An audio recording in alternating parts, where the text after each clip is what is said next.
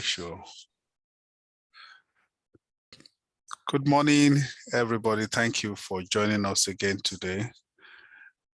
We are happy from the US Consulate to have you come again. And for those of us who are joining for the very first time, we welcome you. And we hope that you have a lot to gain this series of training that we've outlined for our NGOs in Nigeria. Wherever you are joining from, we say thank you for joining us. Today, we are continuing with volunteer management. And our resource person is no other than Glory Ogwegbu. She's a Mandela Washington Fellow, 2015, and she has acquired a lot of skills in this area.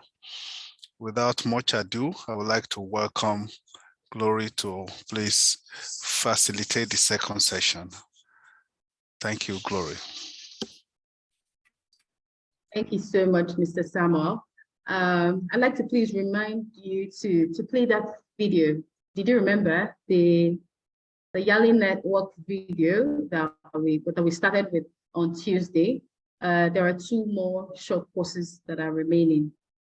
If you don't mind, sir, to just play those 2 short videos and we take it from there.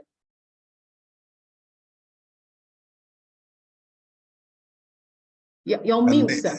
I need to look for it quickly. I didn't know we're playing it today. All right. What's the topic of the course again? It's called Community Organizing for Action.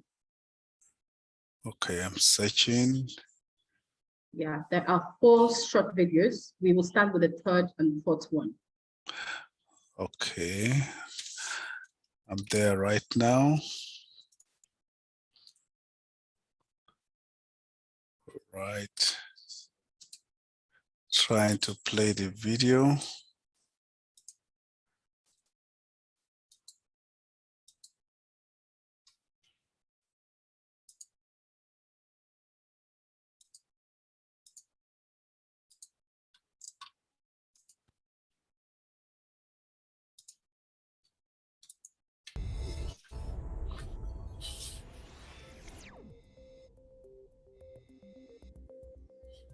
Community engagement. In this lesson, you'll gain an understanding of what community engagement is and why it's important. Become familiar with different ways an NGO can foster community engagement, and learn some of the benefits and challenges. NGOs exist to serve the public good, to make people's lives better and communities stronger. Too often, we think of community members only as people in need of our help. Community engagement is about involving the people you serve, not just as beneficiaries of your projects, but as partners in accomplishing your mission. Almost everyone, young or old, rich or poor, with or without formal education, has something they can contribute to an NGO's work. Some might have special knowledge or a unique skill to offer. Others might have the means to donate money, materials, or supplies. Others still can give their time and bring their enthusiasm. When people are actively engaged in efforts to improve their own lives and their neighbors' lives, they become more aware of and committed to solving problems. They also learn new skills and gain confidence in their ability to affect change. In short, engagement is empowering. So how can an NGO actually practice community engagement? You can start by involving community members in your projects. You might already conduct some sort of needs assessment where you ask, through surveys or focus groups, your target population about their needs. That's a great start, and you can take that one step further. Consider creating a community advisory committee that meets regularly to provide input, feedback on project plans and progress. A group like this can be a bridge between the NGO and the community, bringing valuable insights to your NGO and serving as champions of the project in the community. Take time to learn more about members of the community you serve, both those who participate in your projects and their families, friends, and neighbors. In addition to doing a community needs assessment, you can also conduct a community assets assessment. Through surveys, focus groups, or community meetings, ask people what they know and what they know how to do. You'll find people with all kinds of knowledge, skills, and experience they can contribute. For example, if someone likes to talk to their neighbors, they might be just the right person to help you carry out a survey or join your project advisory committee. When the people you serve are involved in your NGO will be more successful. Not only will your projects be more relevant to their needs, but you'll build collective ownership of your NGO's mission. Your community members will be more willing to support your NGO and its work in the future. When NGOs don't engage community members as partners, you miss opportunities to develop the assets that exist right in your own backyard. Over time, you can invest in building the skills of community members who are most engaged and provide them with opportunities to step into leadership roles. By cultivating new leaders, you expand the pool of talent to help you carry out the mission and ensure that your NGO's work will go on long after the founders are gone. The leaders you cultivate can amplify your NGO's work in any number of ways. They can educate others in the community about the issues. They can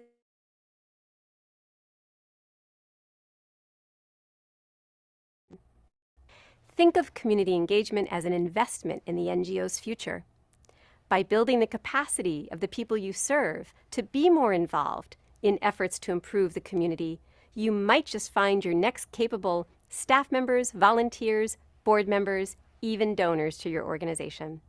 NGOs are humanitarian in nature, but they also can be empowerment organizations that facilitate the ability of people to realize their own visions for better lives and communities. Now that you've completed the course, please visit yali.state.gov to take the quiz. This will help you test your knowledge and earn credit towards a special certificate.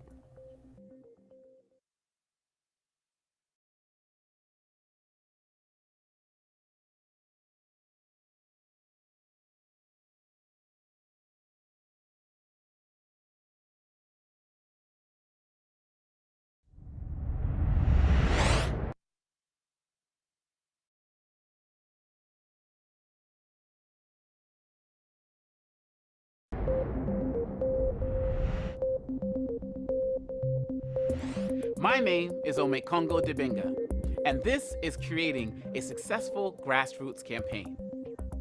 In this lesson, we'll learn how to strategically identify challenges that need to be addressed, how to understand and incorporate important stakeholders in a campaign, and how to develop a step-by-step plan of action to build a sustainable campaign. Successful grassroots campaign. It requires action planning.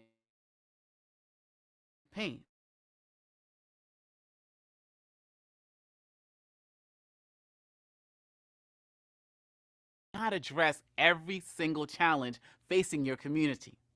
Therefore, it makes the most sense to sit down with your team and identify one specific issue that you are going to target. Ask, what topic, issue, or theme do you want to work to change?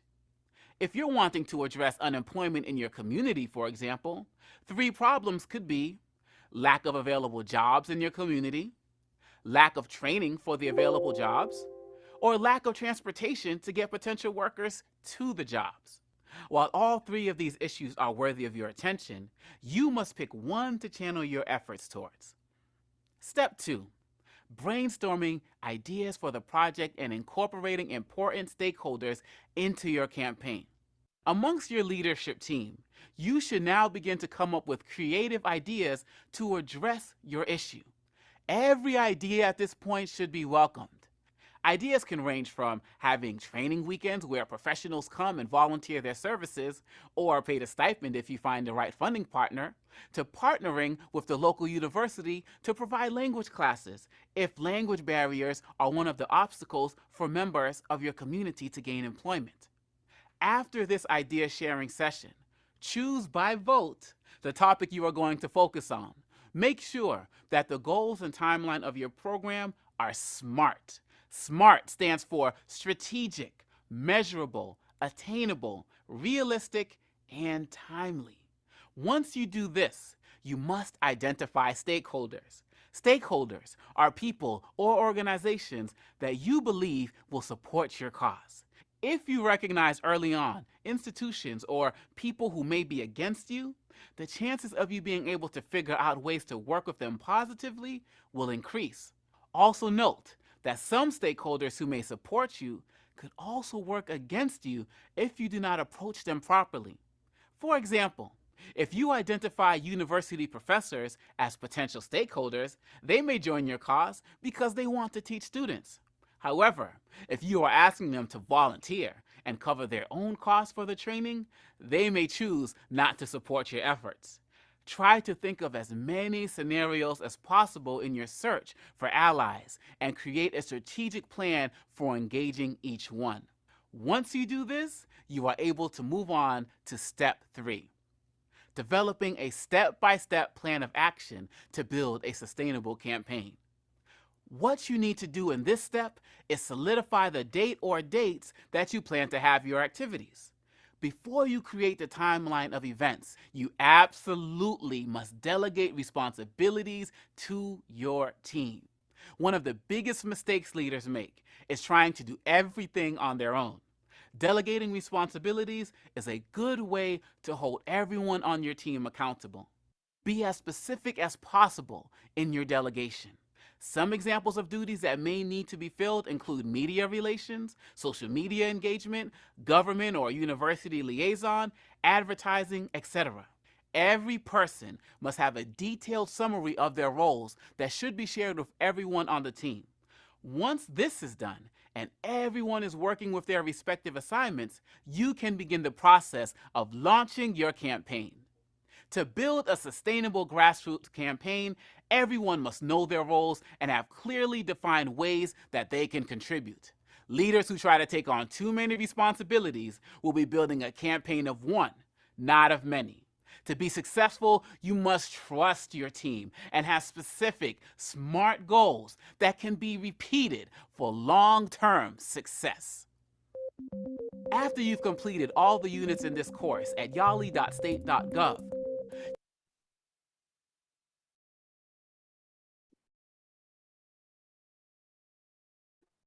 Thank you, Mr. Samuel. Good morning, everyone. Welcome to today's session. I'm aware that our time has gone a little bit further spent. So today we're going to go over to another unit of the volunteer training. I hope that you enjoyed the session, the short videos that we just watched. It's just to serve as a background to what we're going to be learning today. So we're going to go a little bit into more detail. Today, we are going to start by talking about recruiting your volunteers. So I have a little bit of challenge trying to show my presentation on the screen. So I'd like to ask Temitayo from Hasty, if you're on the call, to please show my presentations for me. Mr. Samuel, please, I cannot share my screen. Please, it says that the host has not enabled me. Please, can you help me to do that? Done. It's done. Okay, thank you.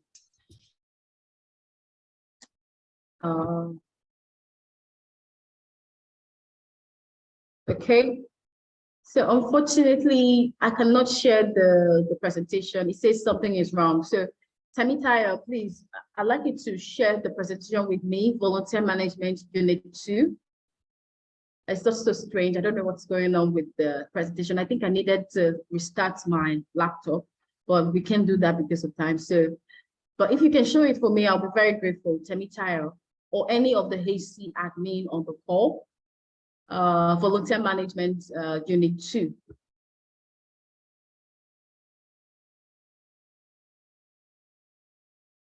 So whilst we're waiting for the admin to come on board,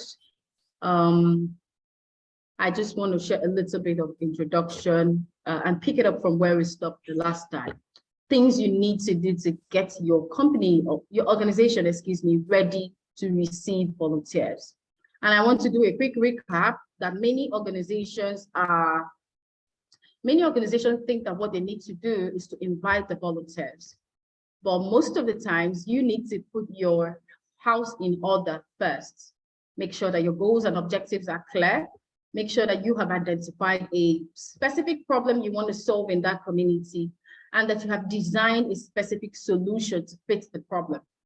Remember, as young organizations, you may not tackle all of the problems. So if the issue is unemployment, you may not even be able to tackle all of the unemployment issues. You may just be able to tackle the training aspects. So it's important for volunteers to choose, for leaders of organizations to choose wisely. You know, as young people, especially as young Nigerians, we want to think that we can do all those things. We feel that we have found a problem and we want to do everything it takes to solve it. I don't know if the hasty person on the call is trying to help me share their screen. I'll still be waiting for that. We're making efforts to do that. Okay, good. Thank you, sir. So I was trying to recap that. Choose a specific aspect of the problem to solve. So what are all those other parts that relates to unemployment in the community? Have you noticed that there is a trend and that the people don't like showing up for interviews, or that they feel that the job should be given them for free? It's important to learn the culture of the community. Learn the culture of the community. Do they like going for interviews? Do they feel that when organizations are coming with employment, they are intruding into their personal space? I shared with you the last time about some people who conducted a solar power project in a community. And when they left after installing the project, the people destroyed the project, right? So because this company did not really do their due diligence to understand if the people really needed it. So likewise, you have to know what your people want. So that's just a small recap of what we have learned a few days ago. And today we will then talk about getting your volunteers, recruiting them, things to do, things to think about. And I want to try to look at my slides from my other device so that I can just pick up before the admin members will get in touch. In the meantime, I hope you guys did the test. I know I sent in some quizzes. I don't know if you've been able to do it from the first class. I hope it was easy to do. I'm sure it was, because you guys asked really bright questions on that day. Today, we'll be sharing in detail what it takes to get those volunteers on board.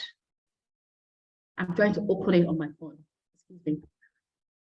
Yeah. It's there right now. Okay.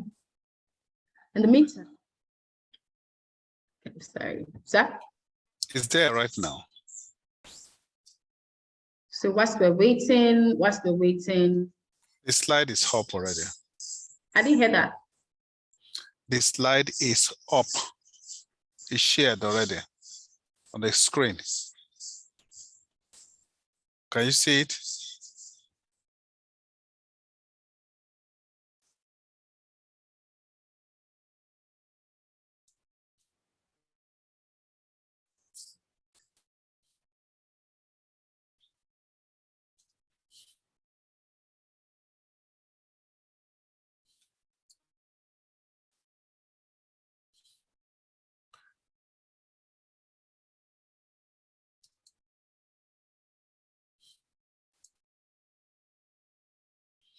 So please, let's be patient with her. I think she must have lost her connection.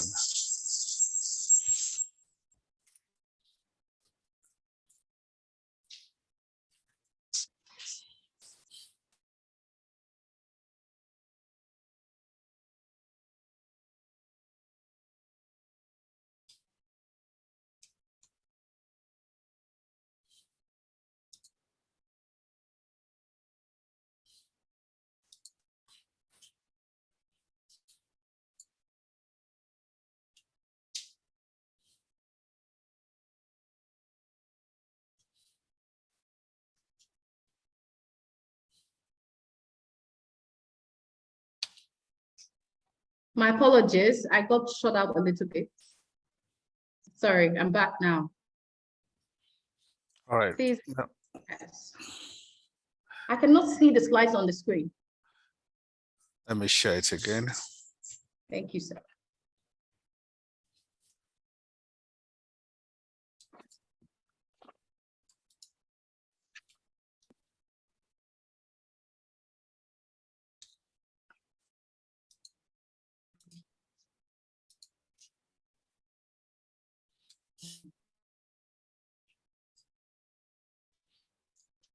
It's there now.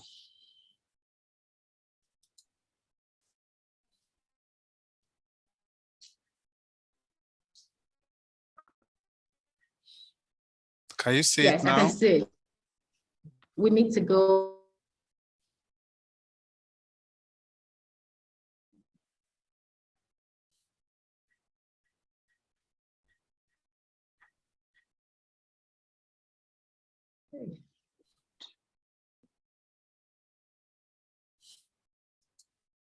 Perfect. Thank you, sir. Please, next slide.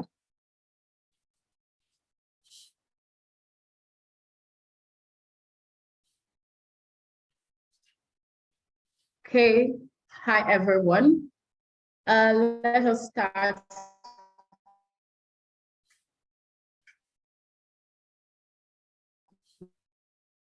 With today's session.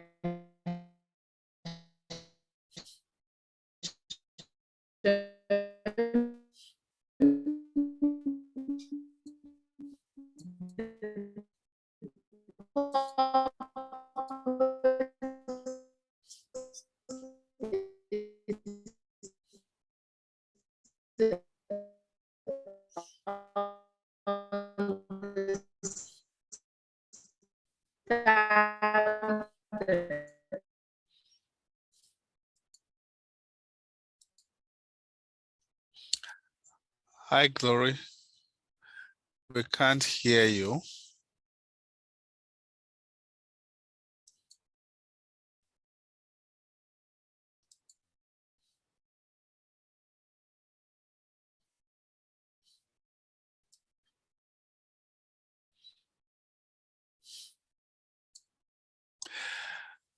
So sorry, the internet is acting up this morning.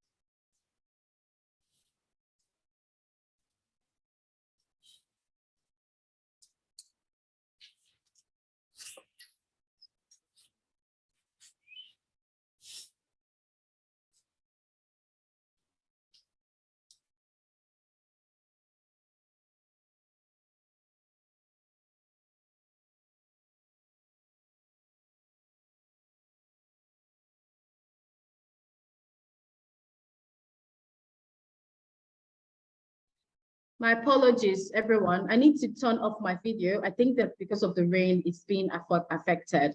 Thank you for your patience. I'll go on to continue with the lectures.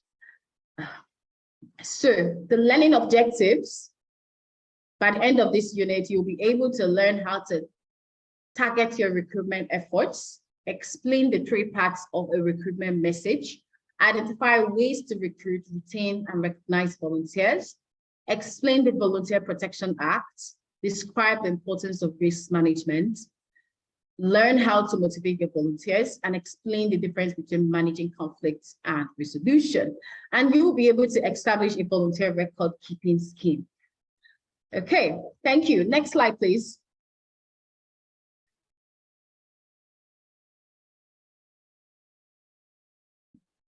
Thank you, sir. So, moving on, as a leader of an organization, you have to think about, hey, who's calling me? You're disturbing me.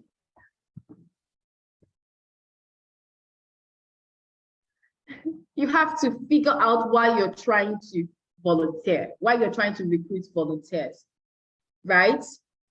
You have to focus first on the specific skills and interests and viewpoints, previous experience of that volunteer, and personality traits. Now, if you're trying to run an employment fair, let us use that as an example, but it would have been so perfect to use an example from one of the participants who is trying to run a program. Can anyone tell me on the chat box if there is a program you're trying to run so that we can use that to make examples? Or you're planning that community program now, or you've already started it and you think that this lecture can help you. So you can just tell me. Somebody mentioned about, someone told me 2 days ago about running a agribusiness initiative in communities. So let us just use that as an example. Thinking about how to recruit your volunteers, you have to figure out volunteers that have skills that are related to your project. So you want to do an agribusiness training in the community and you want to attract government support for it. What kind of volunteers should you look out for? Let me share a quick example. Someone said engaging locals in climate change. Good. Let me share a quick example for a project that we did. So we were running a project that has to do with renewable energy, but there was a policy aspect to it where we were going to host a class on energy policy. So I did not have anyone at all who was well versed in that. So I did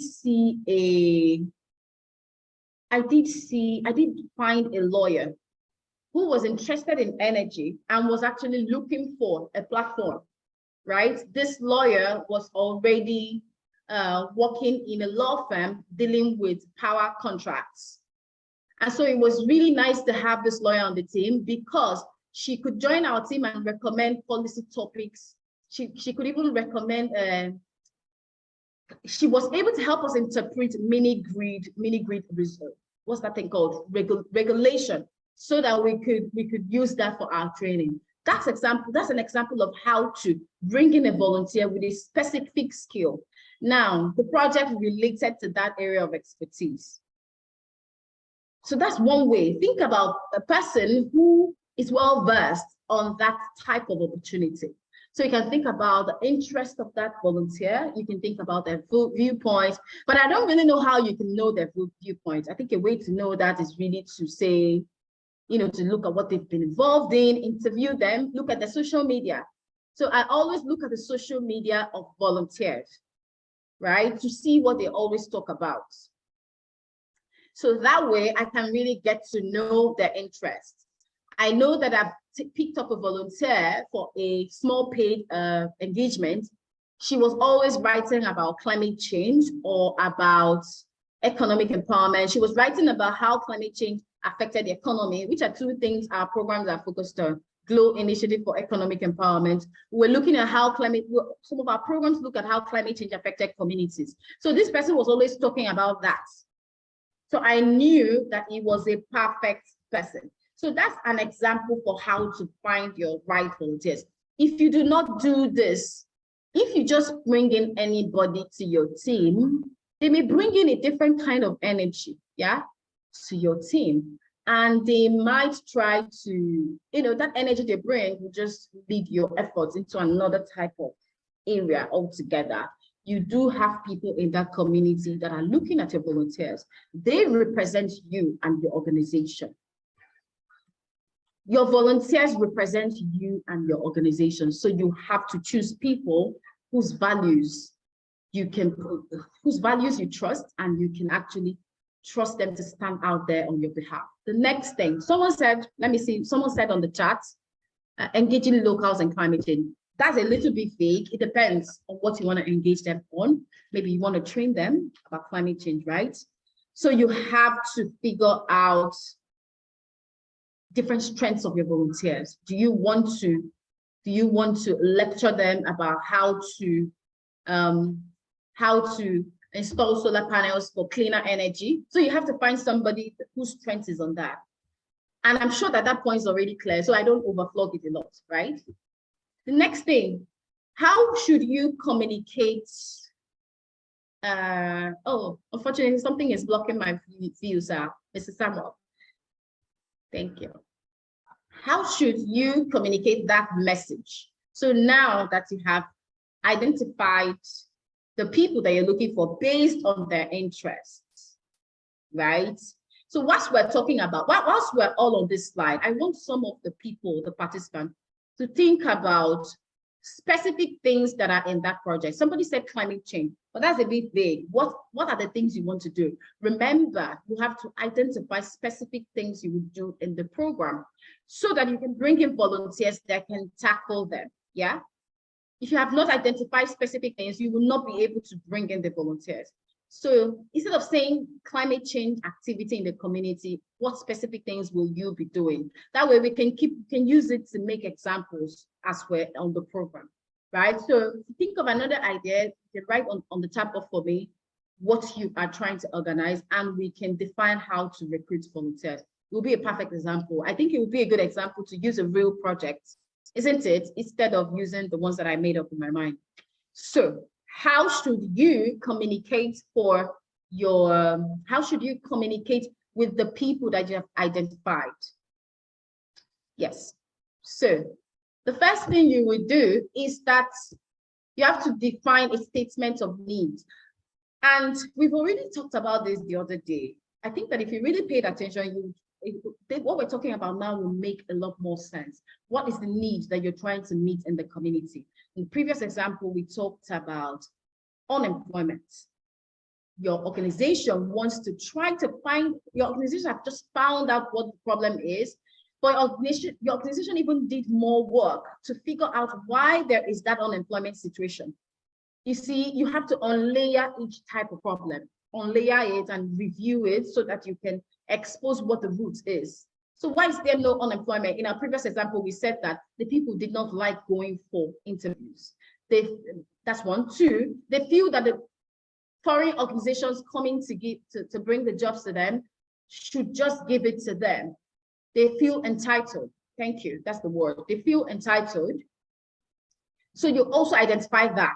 The third thing you identified is that, okay, no example comes to my mind, but you identified those two. So your program wants to create a solution for these problems you identified that are in the root cause.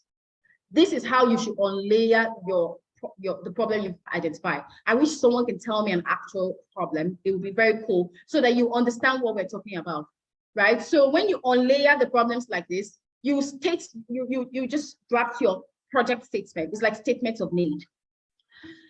Let us say, let me look for a name of an NGO. What name of a nonprofit should we use? Let us say Project Women and Projects Youth Empowerment. We're trying to draft a statement of need now. So you can say Project Youth Empowerment will train local content from Kwara State. Kwara State is vague. You must choose a small location.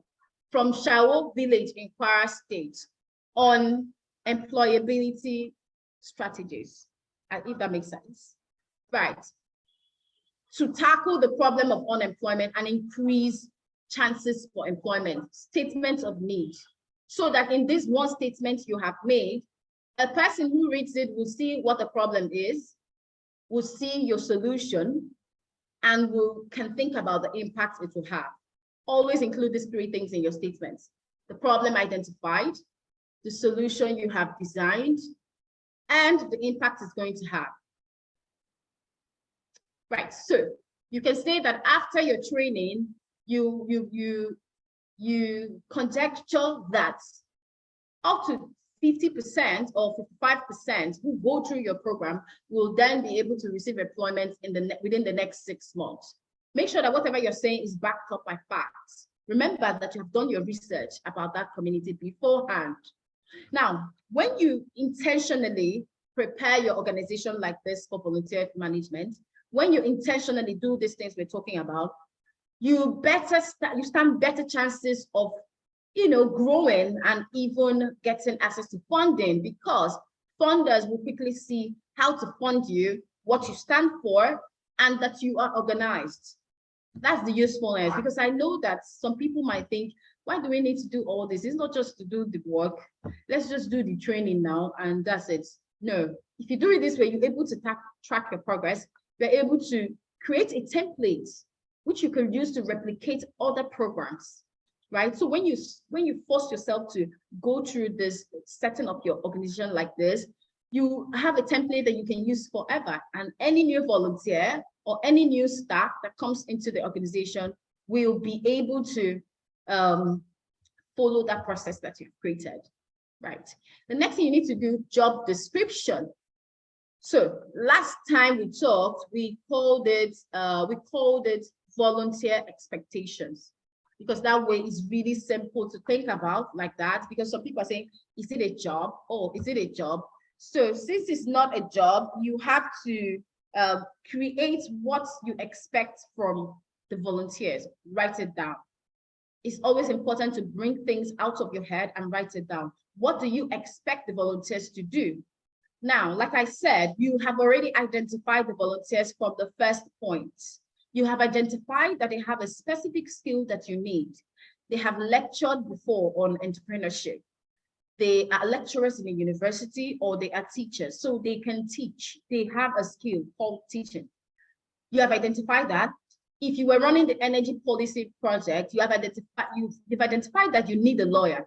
And so you found a lawyer who was already working on energy contracts. Good, because this volunteer can come in and help you draft some of the articles that you need to present to the local government, or this volunteer can help to interpret mini-grid regulations so that you could use it to teach your class in the energy policy program. That is how you identify your volunteers, so that when you have done this, you're able to write out that expectation. For someone who talked about climate change training, I want to look at my charts and see what the person said. Someone said e-commerce and digital presence of our services, social media influencer and digital markets are good.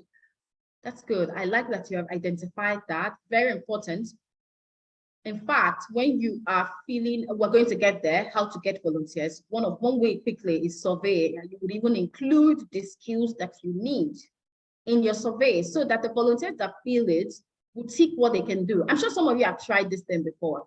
I'm sure you're familiar with some of the things that we're saying here. So that's good. Someone else said, I want to just scroll up and see what someone else said. Someone else talked about farming, drug abuse among teenage girls. That's good. I like how you guys are bringing all these subjects and all these topics. I had wanted, it's also good to share a little bit more detail. Drug abuse among teenage girls, is it a project that you want to do or a problem that you identified? Good. So now that you identified it, how will you, okay, if somebody asked me a question very similar to this in the last class about drug abuse. So yes, exactly. So have you identified that you need to run a training for those girls? Do you want to do a partnership with NDLEA so that they can send you a trainer or a volunteer trainer who is well-versed in the drug abuse subject matter? So that's definitely one skill you need, a person who is well-versed, who can talk about, not just someone who says that they can talk about. As an organization, you need to be able to prove that they can do that so that they don't come and ruin your program and bring in their own ideas that are not quite related to the activity. So that's about the drug abuse. Someone else said, okay, that's about it. So someone said e-commerce and digital projects in the community. Basically, that one, you need to find people who are skilled in ICT.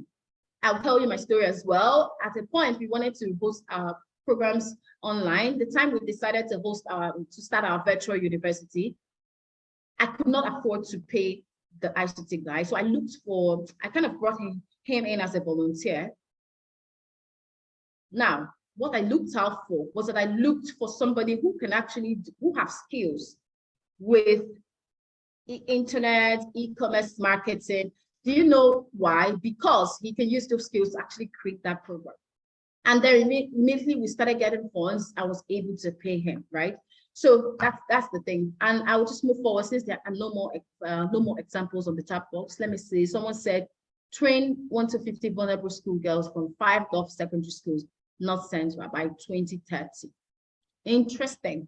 That's a very big goal. This one looks like a vision, right? So it's like an 8-year vision. That's very interesting. You then break it down to a goal and to how you want to start. You need to draft a statement, a mission statement. Remember, just refer back to your class of last on Tuesday, and you will just see what you need to do. This is a good vision to start with. You then need to draft out a mission statement, and you need to choose one community to start with. In fact, if you're just starting, I advise you to start with one school, just one school in one village, and try out the idea, then learn and grow from the impact or from the feedback that you're going to get. You know, as young volunteers, as young leaders, we always think that we have this idea of how we want the project to be. We draft it out, we write it out. From my experience, I've noticed that it doesn't usually go that way that we have planned. In fact, it almost goes the opposite way, right? So that's why you must always run a testing pilot. Just run a testing pilot so that you can get a vibe from the people that you're serving. Get a vibe and see what needs to change, what you can do differently about that project, right?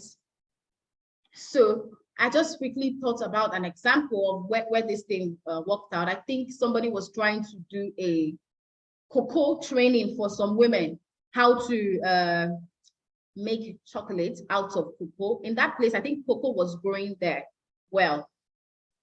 But I think halfway into the training, the women then said that they were not very interested in it, in cook. Okay, no, sorry, I mixed it up. The example I'm trying to point out here is that of smoked fish. Yes, smoked fish. Remember, on Tuesday, I shared with you about how there is a big outcry globally now about clean cooking because of climate change, right? That outcry has made lots of organizations to come up with what we call clean cook stoves. Clean cook stoves are stoves that do not emit as much carbon to the atmosphere. The whole idea behind clean cook stoves is that you can now use it, women can use it, and they don't need to keep inhaling carbon, which causes blindness and also adds to the atmosphere, adds carbon to the atmosphere, right? So in that project, they found eventually that the women were not even using the cook stoves. They were still using the firewood. Wow, right? So what is the problem? 2 problems. One is that it's difficult. You know, when you're used to a certain tradition, it's just difficult to make that change. You're trying to make a generational change. What I mean by that is that there are lots of, that skill has been passed down from mother to mother, mother to daughter, mother to daughter, mother to daughter. So it's just an easy way to cook. It's just the easiest thing to do. Now, that's one way. So they cannot really bring themselves to do the new stove, light it up, you know, it's a bit more difficult. Now, the second problem we observed, which I think was very interesting, it was a project which was related to that, but it has to do with fish drying. So solar powered fish drying instead of the smoked fish, because that one used to bring out smoke and causes blindness for women and respiratory diseases whilst causing climate change. But the women rejected the solution. I was like, but hello, can't you see what it's doing to you? They said that the people will not buy the other dried fish because of the taste. This happened in 2020, and it was new information for me. I thought, wow, I'm presenting to you a new, different way to do the fish that will not bring CO2. Look at your eyes, you're about to go blind. They said they will figure out a way around it all because they will lose their market. So there's an economic side to it as well. These are the ways you would think about the solutions you're bringing on board, yeah? So the community members said that they would prefer to continue with the smoked ones because the taste is different, it tastes better, and also the people will buy that one better instead of the solar dried one, right? Isn't that interesting? So that was an interesting type of information for me to learn that time. And I think the point I was trying to make was that we should always try out a pilot. So I was talking to the person on the chat box so that you can learn from it. From a pilot, you really understand what your community wants, right? And you can take feedback on that. So then the next thing, how should you communicate with your volunteer? You have to include the benefits. to your volunteers. So what are the benefits of volunteering with you? If you do not have money to pay them, and it's not like a salary, if you do not have a stipend to pay them, by stipend, I mean a little bit of money to cover lunch and transport. Some people are able to pay that, some others are not. So if you're not able to provide any support at all, you have to list any type of benefit that they will get. That is what will motivate them. Of course, in some rare cases, you can find people who what's this thing called? Who are willing to just work out of passion alone, right? Out of passion.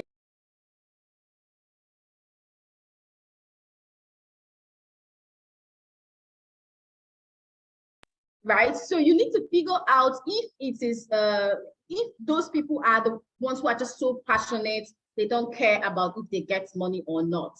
But even at that, you should look for something that will benefit them. So look for a course. Maybe it's a paid course that you paid for, and you still have your login details to the course. So that one now is just a small secret I'm telling you. So something that will add value to them, right? I remember that I once paid for a Facebook advertising course, right? Myself and a friend of mine, it was 30,000 naira to do that course. So myself and a friend of mine paid for it together. We contributed 15,000 naira each. So she recorded the course and sent it to me. So now I have like 3 modules of that course, very detailed. And since then, I have been giving it to my volunteers. So can you imagine that? A course worth 30K, I'm telling you that I can, train you to become a perfect, a very skilled social media advertiser. Wow, the guy was very excited when I told him, because we couldn't pay this person at the time, but I gave him that value. Now, remember that with that, taking that course, he can now run that training for I meant he can run adverts for people and get money. Does that make sense? I'd like for you to share with me in the comment, what have you done before for a volunteer? Like if you've worked with volunteer, how did you reward them? It's always important to list the benefits. So in your benefits, you can say training, you can say additional training. And it's not just by training, you actually mean important courses that have been paid for, maybe that you're lucky to have gotten a scholarship on. You can just share with them from your notes or hold a training for them on Zoom, something that they couldn't have paid for on their own, right? Does that make sense? So, and then another benefit, you can write that you will be willing to write them recommendations. So I want to ask on the chat box, tell me, what have you done for volunteers in the past, if you have worked with volunteers? But if you have not worked with volunteers, that's understandable. What are those things that are in kind, not cash, that you did, so that we can learn from one another? So you can share in the chat box whilst we move on. Another thing that I did for my volunteers when I did not have funds was to always mentor them, to mentor them and just to guide them in their path. Most of my volunteers were also people who were passionate youths about my work. So they were also in need of guidance as they tried to grow. So I offered them that mentorship. I also looked out for opportunities for them. So you can say future opportunities for work engagements. So I looked out for opportunities for them, coached them when they wanted to go for interviews, wrote recommendations for them when they wanted to apply for fellowships, reviewed their applications, reviewed their business model. Some of them started businesses, reviewed their business model, bought products from them that they were selling. So ultimately, what I found out was that these people, we became really close eventually, and they were able to give their all for me because I was all out for them. Even when I was tired and a request came from them, I go and do it because I know that this is what I'm really doing for these people. There's nothing else I'm doing for them, so I give it my all. So you have to think about what you can offer your volunteers that are within your area of expertise. Also, I opened up my network to my volunteers. I also, referred them to some of my friends, like close network, people, and they benefited from that as well. They benefited from other paid volunteer activities because I mentioned them to other people that I know. So there's always something you can do if you don't have money, right? I hope that is helpful. Let me check my chat to see if somebody said, see if someone said something. Okay, someone said, cash. Bring someone to speak to them via Zoom. Yes, like a training for them. Awards, good. That one is also a good one. In fact, awards are really good. The reason is because they could use that to present somewhere. They could use that to present somewhere. We've done before an end of year kind of recognition. And I usually, even if I don't have money those days, I usually give cash to all my volunteers. At the time, there were 5 very steady volunteers that we had. Every Christmas, I try to give them something. Yes, that one is just like a giving, right? So I give them something every Christmas and kind of like money and kind of like an award. So someone said award, that's really cool, because give them something that they could use for later. Another funny thing I do, I don't know if it's funny, another thing I do for my volunteers was that I give them really sweet roles in their volunteering, sweet roles that sounded big. So that's just, in this call, I'm really sharing all my secrets with you guys. I'm just sharing all my secrets with you guys that help. I give them really good roles. I see that it makes them work harder. It's just a subconscious thing. And then I tell them on the phone, let me look for a name. I'll just say, Margaret, I put you in this role because I trust that you can handle it. You are the project lead for recruitment, or you are the lead for this. Or when we have programs in different states, I will also give them really big roles. And I see that it inspires them to work harder. I'm telling you what I've experienced already. And they really work harder. I think they like the role. I don't know. They really like that responsibility, that you're not just giving them something really small that I decide to do. Oh, you are just a volunteer, so why not just handle the gathering of the drinks and the minerals, pay all the people that brought meat pie and all of them, make sure that they are well paid, make sure that guests are well fed. When you do that, you limit them and you just put them here. Do you understand? So I give responsibility and I make them see that I'm trusting you to not fail in this. That just gives them there's just this spark that it brings. I tell you that for free. So now I'm trying to look at what somebody wrote. Another person said, end of year party. You give them awards, then you write a letter of recommendations. Wow, and she got the pollination grant. That makes a lot of sense. I really, really like that. That's just what I'm talking about. That's just what I'm talking about. One of our volunteers as well got an award. She got like a big international award, like the global energy thingy. She got an award just because of the role that she played. I didn't even know it was going to be that serious. But because of that big role, I give them. It's very important. And today, she's always so, these guys are committed for life. Even though and then she got another job. One of my volunteers got a very big job, a high-end job, because of those positions. So this is one way you can motivate your volunteers, share some of these benefits with them. And I think that would help them to give you their best. That's my story. In fact, my volunteer story has been so positive. It's been so, so good. Someone said, I've written recommendation letters for my volunteer and that has given them jobs. Good. I really like that. Someone said, I give them certificate of participation and letters of appreciation.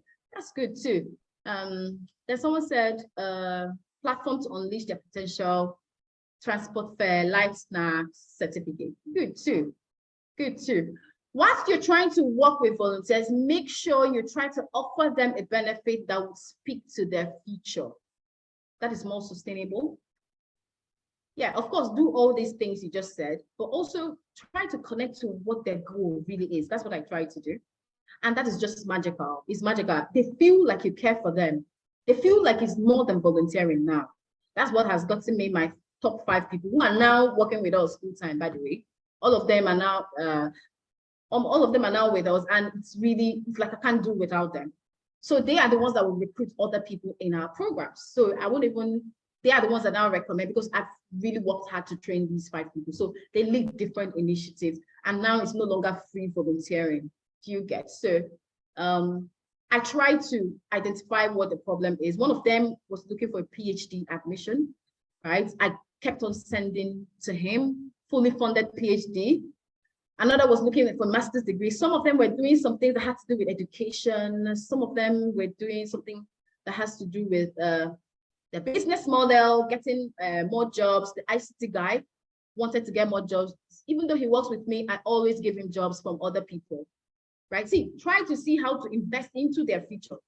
That way, in fact, you're just different. You're like a different person because you care that they make money. That's like another level. You actually want them to make money in their own programs.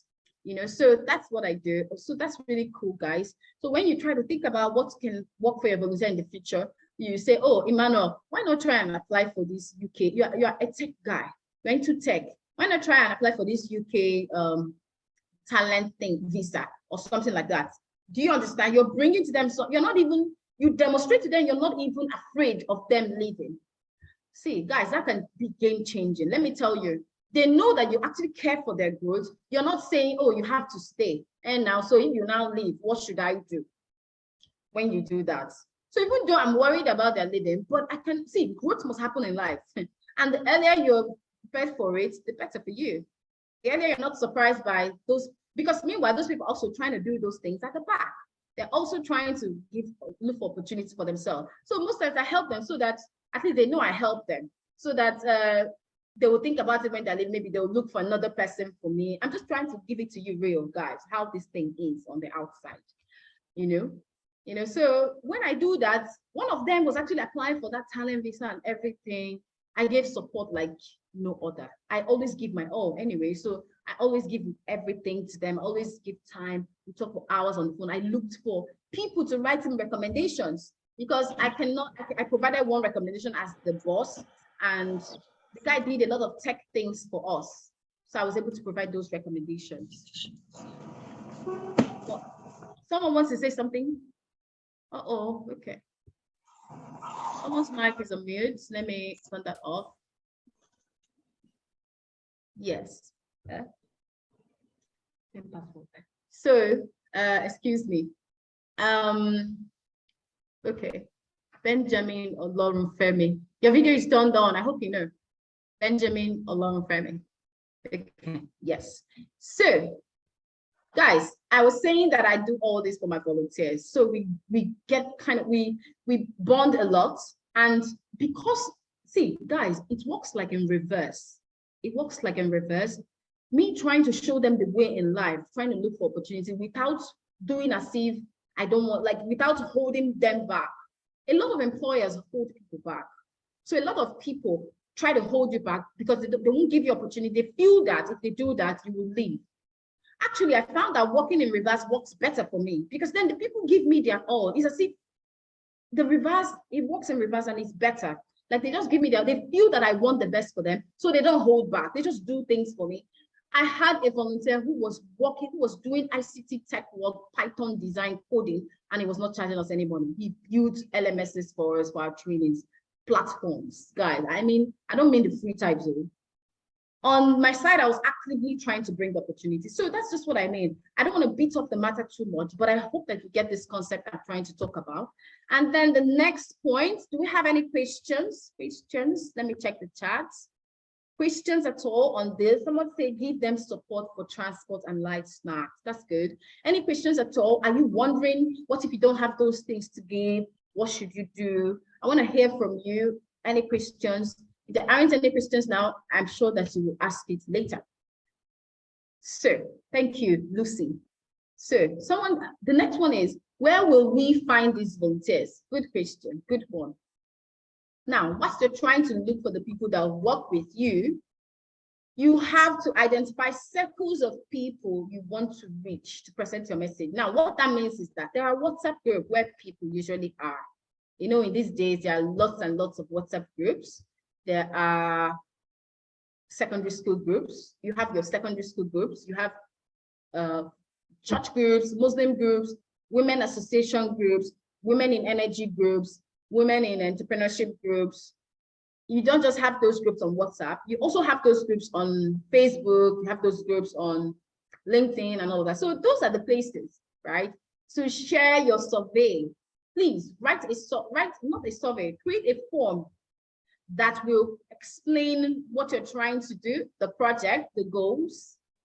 Then announce that you are seeking volunteers. So you then list the skills that you're looking for. Remember, in the first point, you have already identified the skills you needed for that employment training. So you then put it in a Google form. How many of you know how to create Google forms? Maybe that's a funny question to ask. I think most of you should know that, right? I think many people know how to create Google Forms. So you would create your volunteer sticking form on a Google form and push that out into those different groups. That's what you'll do, push that out into those different groups. Make sure that the benefits to the volunteers is listed there. If not, some people will think, oh, it's not just to go and give my time for nothing, and they won't respond. So it's important to do that. Also, when you push that into those different groups, you can also try to reach people one-on-one. A way that I try to do that is to create broadcast groups. So you can just address all the people. Or if you have some people that you know, you can just speak to them on the phone and say, we're trying to run this project, and I know that you're good at marketing. Why not join us? That could give you some experience. Now, another benefit that I forgot to mention is that you gain work experience. Tell your volunteers that they gain work experience, which is usually asked for when they apply for fellowships or other types of opportunities. That's a strong one. In fact, most volunteers usually do it because they can add it to their CVs. So that's a strong point that you should leverage in your communication, right? So push out these surveys. If you have some little money, you can do a social media advert, but that's really not necessary. Before you spend any money as a nonprofit, make sure you have utilized all of the free versions. I always say this, right? Make sure you have utilized all of the free versions. There's a lot of free versions that you can just use to try out your pilot. Remember, you're doing a pilot.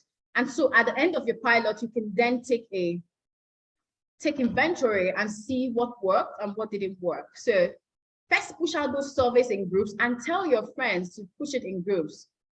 Identify 10 people who are close friends of yours and tell those 10 people to share the form in their own different groups. Wow, the reach is going to be massive. If you really trust that they will, share, just identify 5 or 10 people that you know that if you ask to do something, they will do it, and tell them to share it in the group. People belong to numerous different groups. In fact, you can't even imagine how extensive that is. So a thing that you can do is to do that. So you create a group for yourself and these 5 to 10 friends, and just let them push out those surveys. You'll be surprised the number you're going to be getting. So that's one way to find volunteers. When they fill your form, you then need to go through the form and see if you found the skills that you wanted, right? Make sure you include in the form only the skills that you need for the project. Now, I've noticed the mistake that organizations used to do when they push out those kind of forms. First of all, they're usually not specific. They are just looking for volunteers, right? That's the first mistake that people make. They're just looking for volunteers who would just be random general volunteers, come and volunteer with us and things like that. So from the onset, there is no strategy. You just say, oh, we're looking for volunteers. Then I see them make a long list of almost all the skills in the world. They list all the skills in the world in that list so that people who will fill the form will tick any of the list. So that has no strategy with it at all. That is not direct and not precise. Your result is not going to be precise and specific. You will not be able to track a useful result. You will not be able to get a very useful feedback from that type of arrangement. You're going to get some feedback, but it's going to be jumbled up together because you have all these different people. Some of them are not even committed. But when you seek out, when you already know the project, one, you've already designed the solution, you have identified the community, your criteria gets narrowed. And when your criteria is narrowed, you get the best people. Guys, as you grow as a nonprofit owner, you see the importance of what I just said. It's very important to get the right people in your program. There's a type of traction it just gives to your project. You're not going to stress yourself out too much. And I know this, I will tell you for free, because I've been working in nonprofit for almost all my life. I've not done any other work. I started as a copper. So this is what I've done so far. I've luckily been able to work with other bigger NGOs and train their staff and other people. So I know what I'm saying. What I mean by that is that don't do that. Please look for volunteers based on a specific project. Now, the specific project you are doing is not even the overall thing that your NGO is doing. Don't forget that. This is just one project you identified that you wanted to do in that community you live because you saw that new problem. So don't try to recruit volunteers based on the overall goal of your project. Remember, the title of our presentation is Recruiting Volunteers for a Specific Project. Projects, volunteer-led programs. Remember, that's the topic. Volunteer-led project. So it has to work with what you have identified, right? I hope that is helpful because you'll be able to include just the skills that is needed. For instance, the person who's trying to run a digital campaign can just include an ICT manager, a web design, a data analyst who is going to analyze data that you're going to collect from the communities, right? So those 3 skills alone. That way you get multiple people in those 3 areas, and you'll be able to section and apportion roles. Do you notice what is happening here? It's a powerful arrangement. Why? Because you just have these people within these 3 sectors. We're going to come up with a very strong project. And when you're talking about people who think you actually paid and hired experts to come and run it. Do you get? So it's really, really cool. I want to give another example. I know I talked about it on Tuesday, where I said that it was very important, where I made an example, excuse me, about a community where this nonprofit guy, just a small, he was a copper, but he saw that pregnant women were dying during childbirth. And so he identified that the problem is they all go to one local Baba. I don't know if it was in this place I talked about this example. I can't remember now. I think it is. The women go to a local Baba to give birth because there's no hospital in the community. So remember, as a nonprofit leader, you have just identified that first big goal. The women are dying. Oh, wow, why are women dying? You need to layer it off, open all the layers, open all the layers. So the first layer he opened was that he went and looked at where they are giving birth. So he has opened up at that layer. So he looked at the 3rd layer. He saw that the Baba was not trained. It's a local one that uses local ways and local herbs and nothing modern at all. That's the 3rd layer. So he looked in the 4th layer and tried to find out why the women are dying. So he found out that there was one thing that man doesn't, firstly, his knowledge is whack. Sorry for saying whack. His knowledge is really not updated. He felt that he had a calling. Let me put it like that. The Baba sees himself as someone that God sent to do it. So he didn't even learn it from anywhere. So that's the problem. That's why the women are dying. Simple. So that's the 5th layer. You have exposed why people are, okay, they come here to give birth, good. But why do they die in the process? There's one practice he was doing that was just making people to lose blood. And so when they lost blood, there's no immediate refrigerator to bring another blood from. They don't even have blood at all because it's not a hospital. You have layered, you have uncovered all of the different problems, about 5 different problems to get to the roots, right? So now this nonprofit leader has to figure out what to do. Firstly, he's not a doctor. So he started thinking, because he unlayered all the problem and considered it in that way, step by step, like that, he was able to think about the solution. Now, the main problem is usually the root cause. It's the main problem you should target, the root cause, not the outcome, which is unemployment or women are dying. What is the root cause of the problem? It's what you should seek to provide a solution for. So he knows that, okay, maybe they lack a training. First of all, the bigger problem in the community is that there's no hospital. So his long-term plan is to then build a hospital. Okay, I think where I talked about this was for the Mandela Fellowship review, application review that we did. Yes, that's where I gave this example. So now his long-term goal should really be to build a clinic there, let's say in 5 years. But he needed to build a little bit of a traction and try out a pilot. It is a pilot he will try out that will help people believe in his own dream, that even though you're not the government, you try to solve this problem with your fellow youth corpers, your own little way.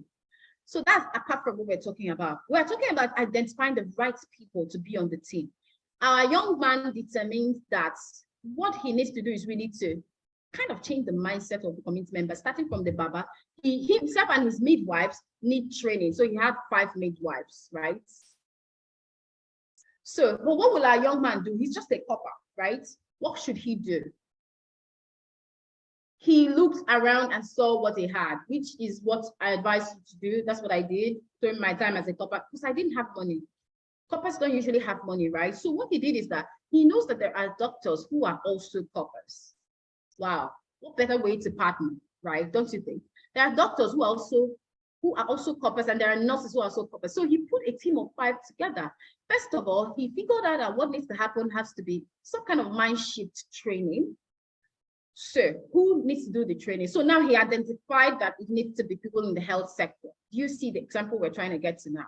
So it has to be nurses or doctors, because he identified the problem from the root. So he's able to figure out who he needs to bring in as a volunteer, right? Make sure not to bring in someone who tells you, I've done this thing in the village before, and I used to help people in our village to do midwife. I know it's well now. Make sure you don't bring people on board that you cannot verify what they're saying. I hope that little example is helpful. I want to look at the chat. Someone sent in a chat. Okay, good. Thank you. Then someone sent in a chat. Sorry, let me just quickly read that. Someone wrote something very long. Interesting. It's still talking about how to motivate the volunteers, the benefits. Okay, good. You give them all these things, you advise them, future plans, pray with them. Good. Counsel. Exactly. Most of what I've already just talked about. Yeah. I'm reading. I like the story you told. You're a very good storyteller, the person who wrote this, Dorothy Tunji. Thank you for sharing that with us. I like that you encouraged the guy that dropped out of school in year 3. And that's good. He's using the skill he learned from your organization to make money. As soon as the strike is over, he will go back to school and you will not stop helping him. Wow, this is just like a very good summary of what I said in the last point. Thank you for sharing it. Thank you for being a part of his success story. Now, when you work with volunteers, please be a part of their lives like that, because you don't know when next they will meet someone else. That's what I try to do. Like if I go somewhere, I really try to see how I can be more. I like people to remember me. Maybe that's why. I want people to remember me for good. So I want to just do a little bit more than another person will do for them. I want to, it's in my life goal, written very boldly on my LinkedIn, what's it called, profile. Glory's life goal is to be a positive part of people's lives and make positive impact. I thought about this thing for almost 10 years ago, was when I first wrote it out. So I always include it in my professional profile. I always want to do that. So I just like that that Dorothy just shared that. Please don't see your volunteers as just volunteers, because you need to care for them in that way so they give their all to your work, right?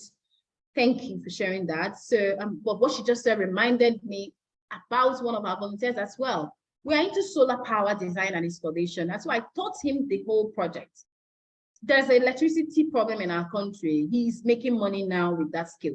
You know how I taught him? I did not bring him and sat him down to teach him. No, I just purposely, strategically put him in projects that we were doing that for schools, right? I put him in projects that we were installing those products for schools. And I told the engineer who was going to be making installation to put an eye out for him and that I wanted him to learn. Then what helped me was that himself was passionate as well, because if volunteers are not even passionate to receive your help, you're just going to be pursuing a dead horse, right? So himself wants to learn the skill from a long time ago. So he was very willing because he had some electrical knowledge. So he was very willing. He was now assisting the lead engineer in the project, helping to do some of the installations.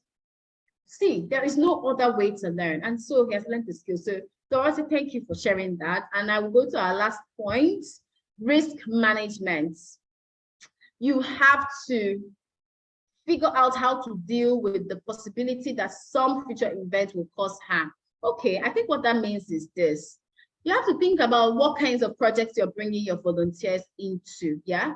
You have to ensure that the risks connected are thought about and taken care of. Like some of our projects that our volunteers join us in our installation problem, they have to climb the roofs. There was one time, one of them climbed the roof without wearing a safety boots. I told him about it, but he said it was easier for him to climb the scaffold without the boots because he needed to use his leg to climb it. So, but something happened when he was on the roof. The roof became very, very hot. It was in the afternoon. Guys, the hotness of the zinc is something else, it's another level.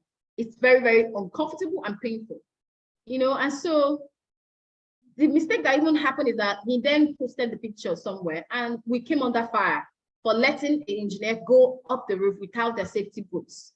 So all of that, you have to think about it. We came under serious fire. So most of the pictures they took on the project, I did not share them. We did not share them at all because all of you know that social media judges. Social media people will judge you. And if you're a professional person, your professional contact will also tell you that that was wrong. Right, so his speech burned him because he refused to listen and he went up there without that. So make sure that you tell your volunteers the risk aspect of your work, right? The risk aspect of your work. So that they can protect themselves. You yourself need to actually put strategies in place to ensure that they are safe. So when we run solar projects, we bring all of the safety materials, right?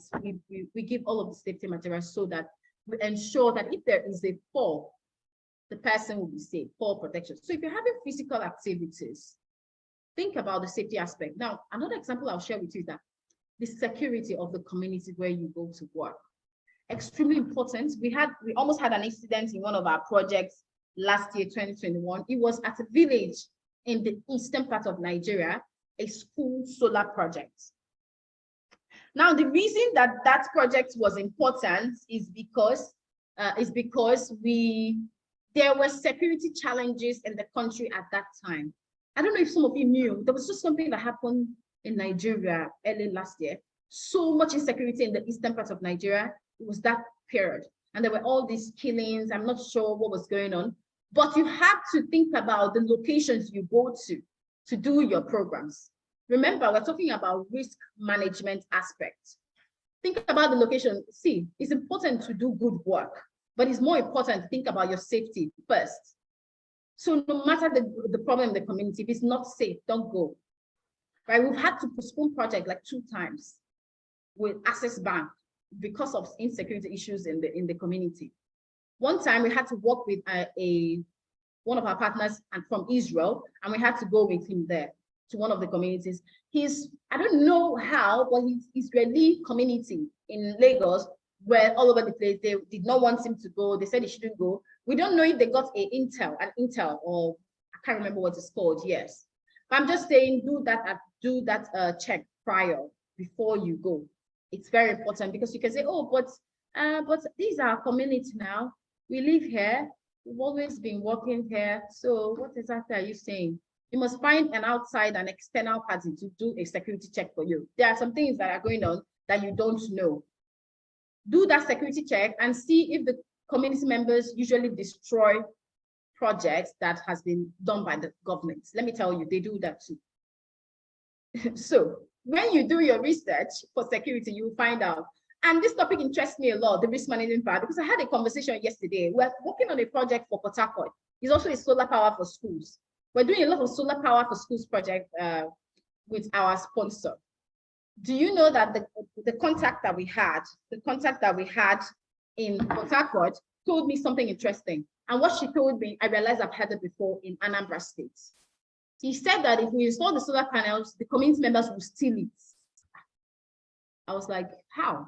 He said, yes, so because there's no fence in the school. It's a public school. We usually work in public schools because they are the ones without electricity access. So I thought it was interesting because now that is a risk management problem. I'm sharing all these live examples for you. I want you to put it in perspective. As you think about your project, I want you to think, what are some of the risks that can come? See, don't just go into the communities blinded, or don't assume the risk by yourself. Make sure that you research them to know for sure. Talk to the community members, talk to your local contacts there. Talk to elders, talk to older people that run churches or run mosques. You find that these stakeholders will help with information. So that remember, you are the stranger who's coming in with a project idea.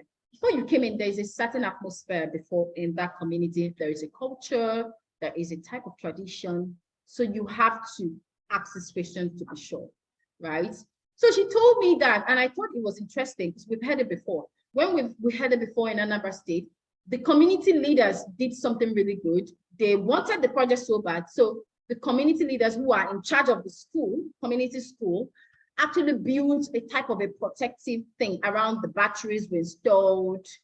We figured out that maybe the thieves will not be able to climb the roofs on time. The community leader installed a vigilante security person in the school.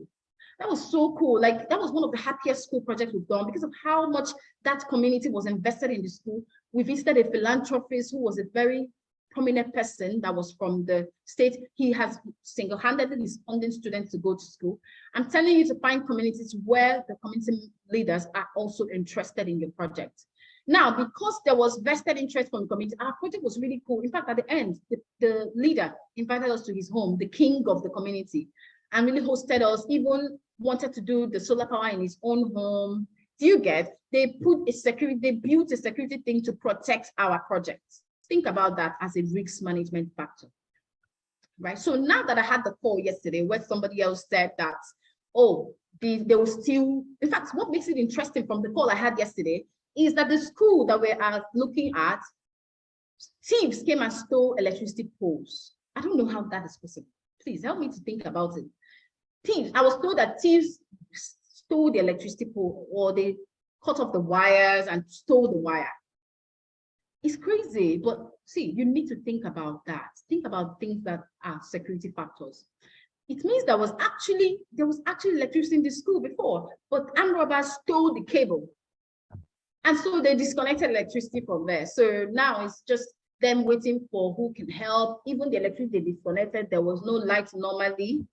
Light was even not coming normally. So think about all of that. So a way we might mitigate this risk is to work with the community leaders whose children go to those schools. We will tell them, we're bringing this project for you. Before we conclude, if we will work with you, you need to tell us the measures you put in place to protect it. Make sure you get a commitment out of them. That way your program will be sustainable. If you are doing a physical, tangible program where you need to install some things or donate some things, or build some things, anything that would have a security threat. I hope that's helpful for risk management. It's always important to think about that. Please, next slide, sir. Please, I'd like to know how much time I have. Oh, 30 more minutes. Okay, 30 more minutes. Good, thank you, sir. Now, after thinking about all of that, you have to think about these 4 main principles for you to use and elicit excellence and ensure retention of volunteers. In passing, we have already talked about, we've touched on a little bit of it, but we'll just use this one as a summary. Motivation. You have to create an environment where volunteers can meet their motivational needs in ways that are satisfying and productive. This is very important, if not the most important one. See, I talked about it before. Make the volunteers feel motivated. Figure out a way for them to want to work for you. Like some of the things you shared in the chat box, some of the things I told you I did. That way they feel like if they leave you, they will stop getting that motivation they were getting. Make them to feel that, help them to just feel motivated to come and work with you. How you will do that is by creating the experience. What is the experience? A platform that is where your goals and objectives are clear so that they're able to connect their own goals and objectives. Their goals and objectives could be things that are related to their specific skills, and maybe they're looking for work experience in those ways. Remember to list out benefits for volunteers. When you do that, they will be able to connect their goals to it. That way, they will stay motivated. That's just it. That's just how they can stay motivated, is that they're able to connect their own skills. So that energy lawyer that I talked about could see that there is a future for me in this nonprofit activity.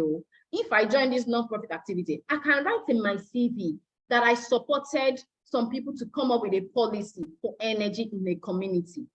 That has aligned with their goals in life. Please note that everyone wants some kind of higher level thing in their lives. So when they see that, they want to do it so that they can quote that they've done that before. That's why it's important to outline very clearly what you want them to do.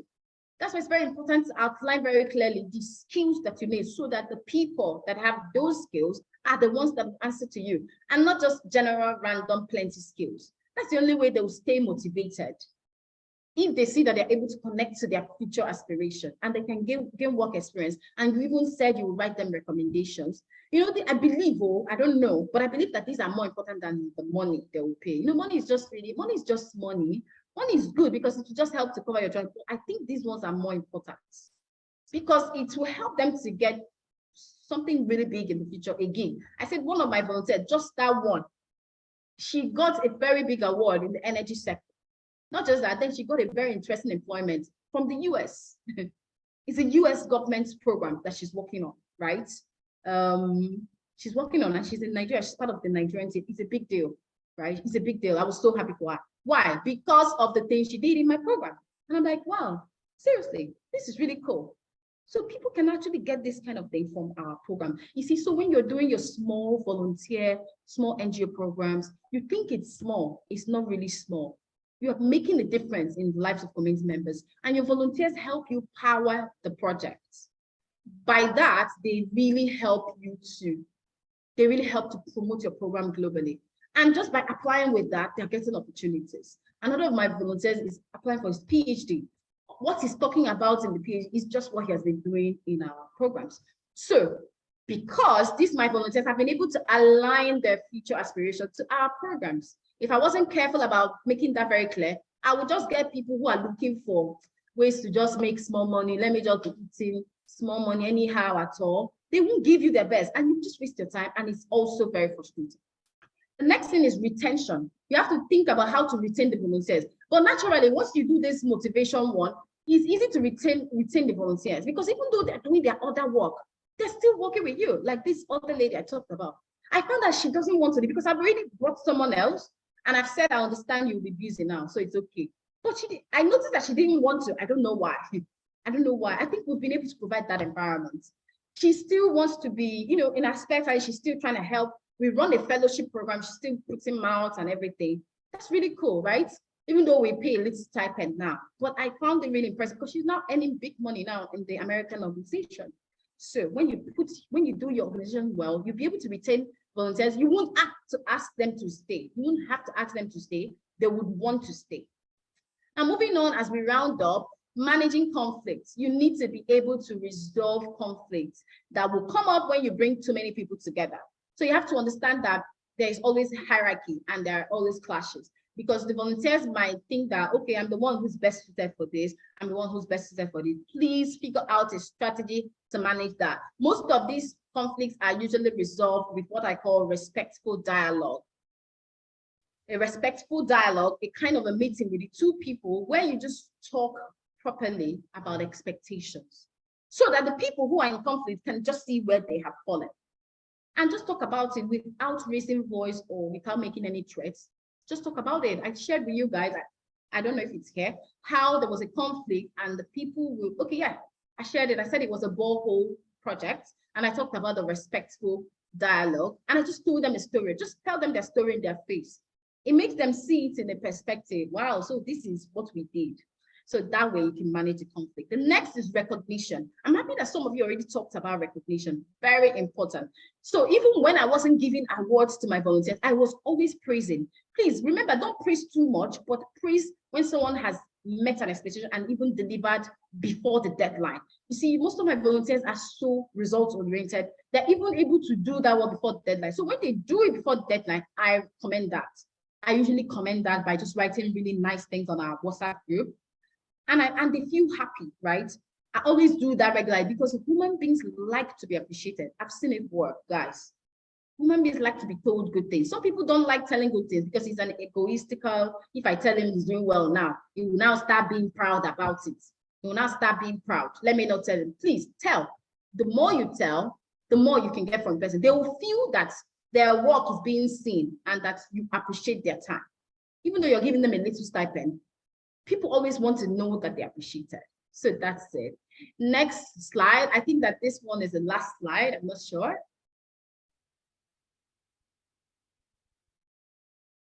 The training. Okay, good. Thank you. The training. So when you've recruited these volunteers and brought them into the picture, you need to train them. Remember, you specifically found the people that you specifically needed, like the energy lawyer or that trainer for employment training. or that copper who's a doctor. So specific people to the project, you need to then train them. Your training will simply involve an orientation. So the orientation will just provide the tools that they need in that service they will be providing. So if you want a doctor, you need some training slides for him to train those that Baba in the village. You just need to put all those things together, because what the doctor is bringing is his skills and his initiative. Yeah. So if it's the energy lawyer, I needed to provide that mini grid regulation. It's available online, but I needed to provide a printed copy, right? A printed copy, you know, and then I trained them on the training was really simple, because what I trained them on was just how the project was going to run for the 2 weeks, for just that 2 weeks, expected activities in day 1, day 2, the entire agenda and their role. And we have another volunteer program I'm running now where I have other 4 volunteers. I know we did this kind of orientation. So that, and then I drafted a work plan for them. Very important. I know that one, it's not on our slides, but it's very important to note. Draft a work plan for them. Work plan is like that volunteer expectation. No, it's different, because that one is to get them in, the job description to get them in. But when they have come in, after their training, draft a work plan, what is expected of them during that 2 weeks the project will run. Then you have to train them from time to time too. If it's a long-term project, like a 1-year project, or if it's a project like a 6-month project, you have to provide training for them once a month. Make sure the training would build into what they know before and how they can get better at their work. Right. Okay, I think that should be all. So please, next slide. I think this should be all. So yes, Trey, thank you so much for listening, guys. I want to mention that all of the examples I used are made up. None of them was true. None of them happened. None of them happened. They're just things I created to talk to you about this subject matter. Yeah, some of the things I said about my organizations are all true, but the names of projects I mentioned, employment trainee, pregnant, the copper that found the dead pregnant women in the village, and the energy lawyer, they're all made up projects to build into this program. I hope that you've benefited from that. So that brings me to the end of the class today. We have 20 more minutes, I think, for questions. Thank you. All right, it's time for questions. Please indicate if you have any question.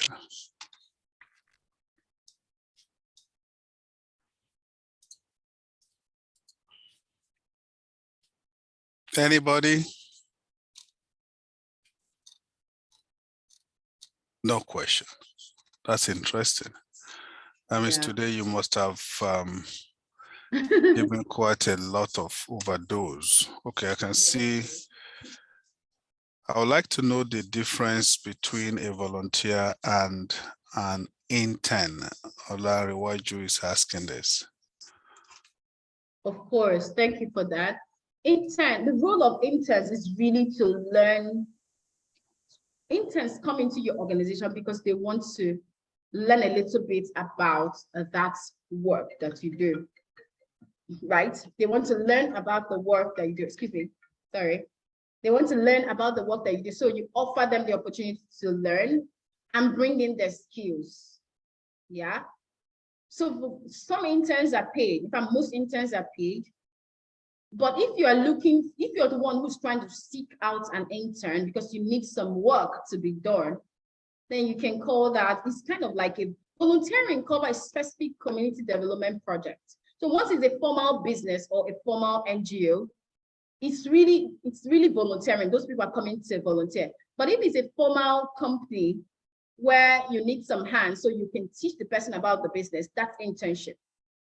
So the way that it's different is that as a nonprofit, it is volunteering, not internship. But I guess the two words are really similar.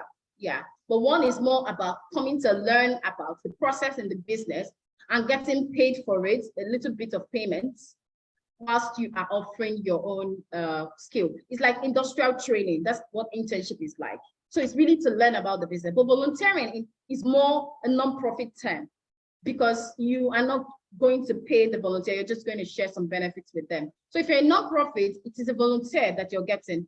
It's the same thing, but you're not calling it intern. And in this case, the volunteer is coming in to help in your program, not to learn about your business. Go to okay, Orca window on America. Unmute yourself.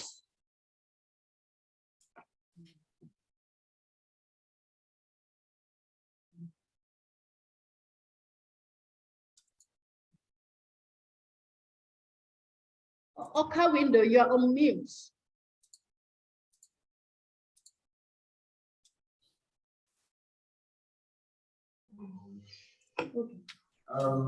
My question is, during the section, you said something about volunteer workers, employing them for a specific idea, not for company purpose or long-term purpose. What if when you volunteer workers for an idea, and the idea shares something, the idea shares the notion very closely related to what the company is all about? Do they become long-term workers? I'm not sure I understood the question. You said, what if the volunteer comes in and their idea is similar to the organization? No, what if you get a volunteer for a particular purpose or for a particular idea, and the idea that you employ them for is very closely related to what the company or the organization wants to do long term? Do the volunteer workers become permanent? Okay, good question. Yes, if you want to, but that one is actually your own decision to take, right? I shared here with you guys on Tuesday that we did retain most of our volunteers. They graduated to full-time employees because some of the projects became long-term. We have a program we were working on, sponsored by Access Bank, which is now ever and ever, like every year, up to 4 times in a year. So those people just became part of the program because they've proven themselves. Remember that after your first pilot, you take an inventory of how the volunteer have done, right? So that you see if you would want to continue with them. So that when the opportunity comes to increase, you know, maybe you have that program have to recur again. If the volunteer did not do well, then that is your cue to get somebody else. But that time they kind of like graduate to, you know, project team members, and then you have to pay them if you have funding. So yes, you should do that, but that is really your prerogative, right, as a project leader. I hope that's helpful. That's what I did in my own case. Ikeja, over to you.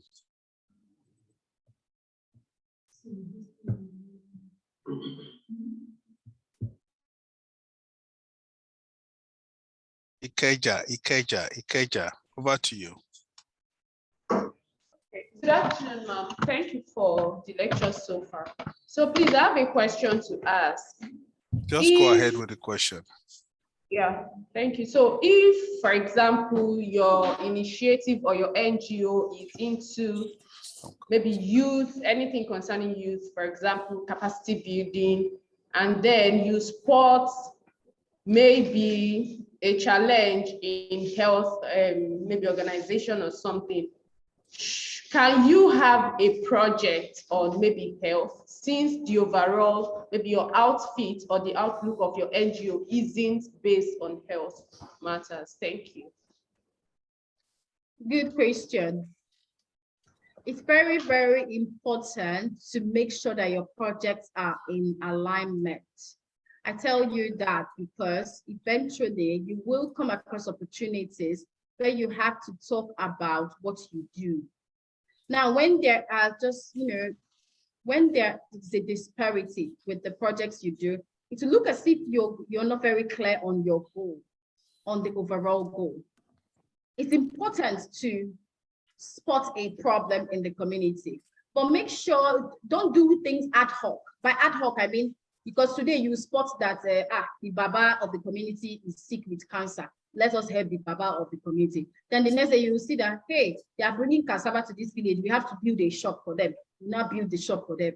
You're going to look confused. Don't be that NGO that does everything. It's good to do everything because you're in non-profits.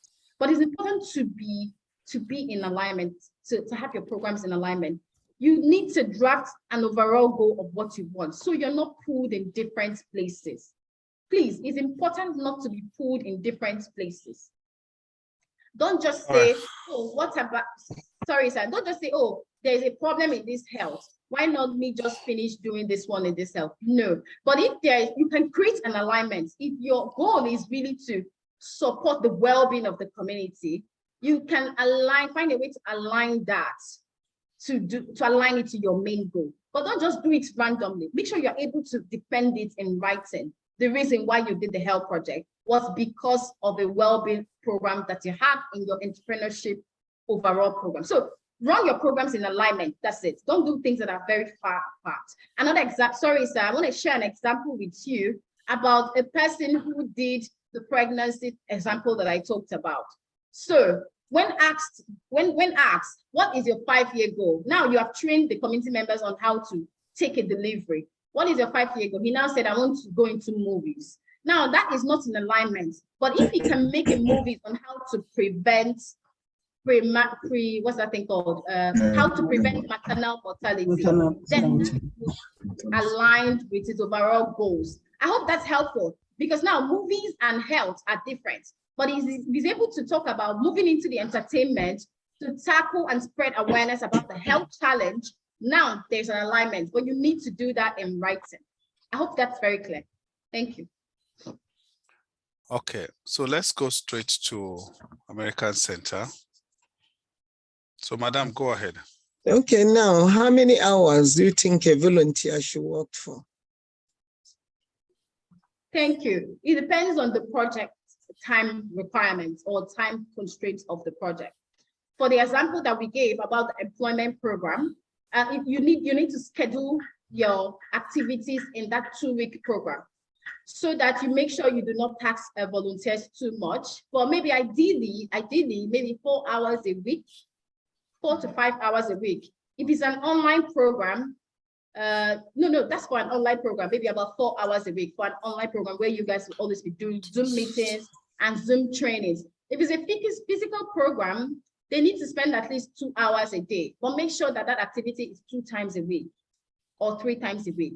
But this is something I made up in my head. So it's not something that was written down somewhere. What I mean is that do not, just according to what the project requires, make sure that you give the timing to your volunteers, but don't tax them for too much.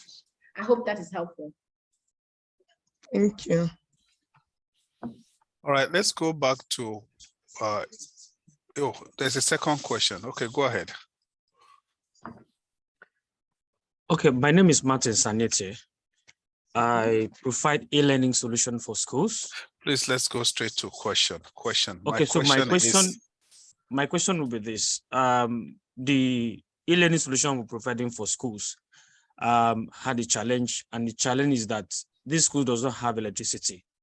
And so I am asking, you've done solar project for schools. We as an NGO would like to give the e-learning solution free for those schools that you have provided the solar power for free. And so my question will be, how do we partner with you so that we can have access to those schools and give them these e-learning solutions? All right. Okay. Yeah, so that's a good one. For the solar projects we do, they are funded by Access Bank for the South and Southeast. South and Southeast for schools that are off grid, not schools that are on the grid but don't have lights. So they have their specific requirement for selecting schools, right? So, and specific goals, really usually to power their computer centers, right? So of course, the e-learning thing you talked about is quite related to the computer activity. So if the school is off grid, no light at all, and they've been without light at all for a while. And what I mean off grid, I mean no electric poles. Yes. They could be a good fit when the opportunity circles round again to any eastern state. But if it's not within the south or southeast, that will not be able to work. But if it's a school within the south or southeast that is off grid, there might be a good fit, and you can let me know about that. Thank you. All right, let's go back to Keja. Thank you very much, Glory. Towards the end of your presentation, you mentioned that virtually everything you gave as examples, they are made up. I don't know if there are personal experiences you can share to us, because share with us rather, because it is always best we learn from first-hand experience. And I don't know if you have one or two that you can give to us. That will go a long way in ensuring that people actually take the bold step to, do something worthwhile about NGOs. Thank you very much. Wow, my entire stories have been real. There are just 3 examples I shared that were made up to drive home the point. The pregnant person in the village, the employment example I'm using for the course, and what was the third one? The lawyer thing I talked about, just to help you draw examples. Every other stories I've told you are genuine. The community work we did, challenges we meet in the community. So that's the whole goal of this activity, to share my stories. So the employment things I've talked about is just to drive home, because some of you couldn't give me good examples in the chat box to use. Do you understand now? So please, out of 100% of things I've said, 70% are genuine, but specifically the copper example and 2 other ones are made up. So, I'm sure that you were able to connect to you guys were able to connect to the stories that I've shared, because they are all genuine. Thank you. All right, let's go ahead with Port Harcourt. Okay, sir.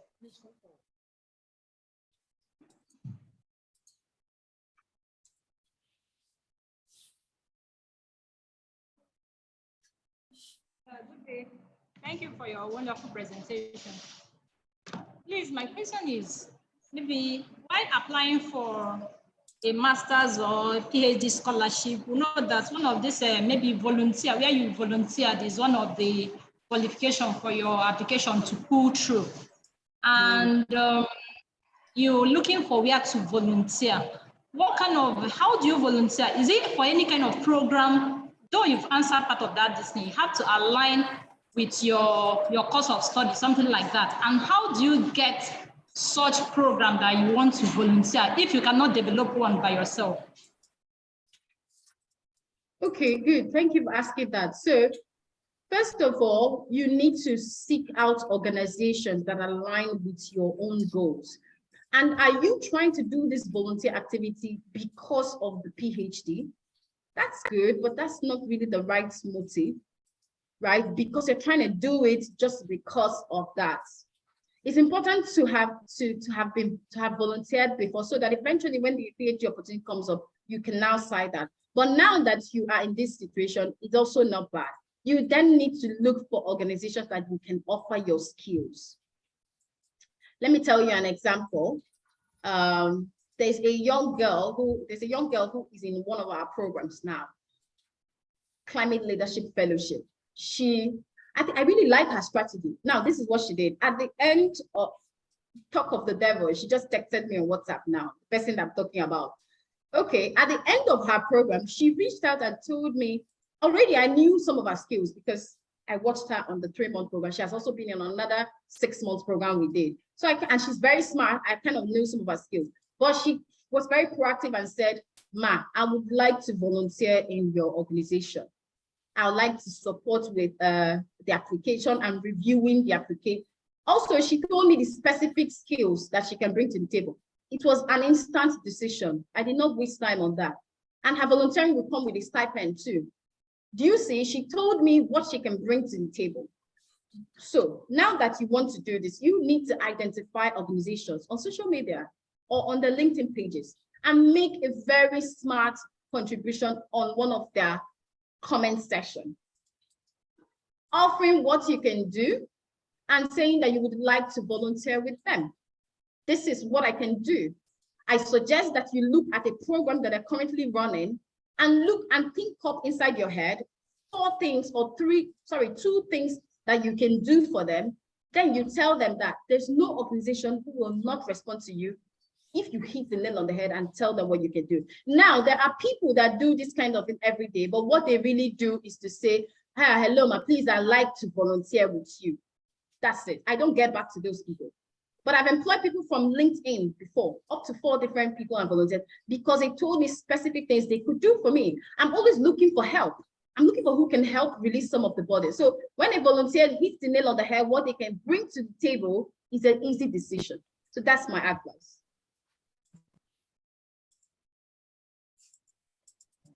All right, let's go straight to.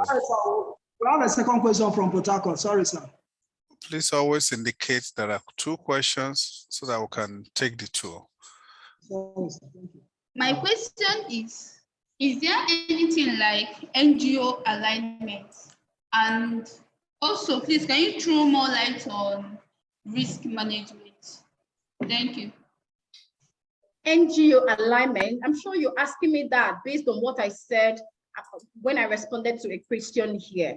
Yes, NGOs do different projects, but in order not to appear confused, NGOs should ensure that the projects they're doing are not so different from one another. There has to be an alignment. So I gave an example with a person who trained doctors on how to stop maternal deaths, right? So when that person wants to do another project, they can build a hospital in the community to link to the previous one they did, training nurses. You see that they look alike. You train nurses, and so when he got the funding, you then built a hospital alignment. And then we asked this person, what will you like to do next? He said, oh, I would like to go into the movies. Now, when an NGO does something different from their work, like entertainment, imagine a health person going into entertainment, there should be an alignment. In this case, the entertainment they want to do is that they wanted to provide a movie for people to speak about the challenges of maternal mortality. Now, that's not just an entertainment. It is now aligning with the initial project we did. So with the movie, they can now spread that awareness and even attract funding. Do you see the meaning? So that's the meaning of alignment. Make sure that your projects align with one another. It's not far from one another. There should be a reason connecting the new project that looks different to the old one. You asked the second question, I can't remember it. Risk management. Yes, what was the question on risk management? I think I talked about that in detail, that when you as a nonprofit goes to communities to do trainings, look at the risks that can come. For solar products, we looked at the risks that can come from theft of solar panels. So you need to mitigate those risks, but this is specific to your own organizational program. I hope that answers the question. Benin City.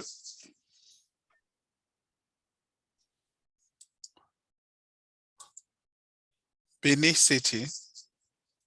Yes, sir. Good afternoon, everyone. Good afternoon.